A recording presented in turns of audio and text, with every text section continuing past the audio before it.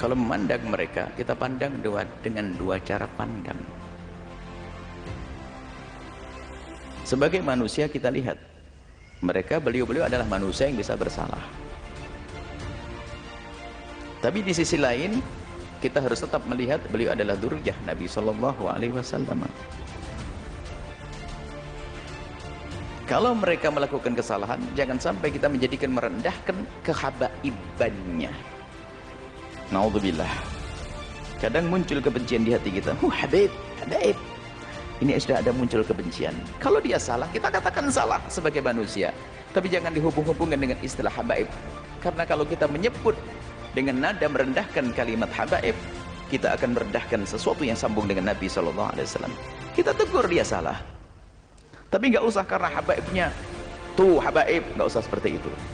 Seperti ada kebencian di hati kita dengan ahli bait Nabi, hati-hati, Nabi tidak akan menengok kita, tidak akan melihat kita. Kalau beliau-beliau bersalah, tentu kita wajib mengingatkan. Bahkan kewajiban kita mengingatkan beliau lebih daripada kita mengingatkan yang lainnya. Kenapa? Karena kita mengambil hidayah daripada kakek beliau. Kenapa di saat cucu baginda Nabi melakukan salah kok kita diam-diam saja? Tapi jangan sampai kita mencaci, mengolok, merendah. Awas, hati-hati itu. Pandang dia salah kita ingatkan. Kalau kesalahannya jangan ditiru, jelas itu. Tapi jangan sampai ada kesan Habib tuh. Akhirnya kita merendahkan nasab mulia baginda Nabi Shallallahu Alaihi Wasallam. Saat itu kita akan runtuh menjadi rendah. Pandang dengan dua cara pandang. Jika salah dia manusia, sesuai dengan prosedur bagaimana meluruskan kesalahan yang benar. Tentunya bukan dengan bermacam caci maki dan sebagainya. Kemudian jangan dihubung-hubungkan dengan masalah nasab tadi. Nasab mulia itu pilihan dari Allah. Nggak bisa, orang minta pun nggak bisa dapat. Itu sudah dipilih. Beliau-beliau punya nasab sambung kepada Rasulullah SAW. Jangan sampai kita merendahkan kehabaibannya itu. Berarti kalau kita merendahkan kehabaibannya, kita merendahkan nasab mulia. Hati-hati. Kalau salah-salah, kita tegur-tegur.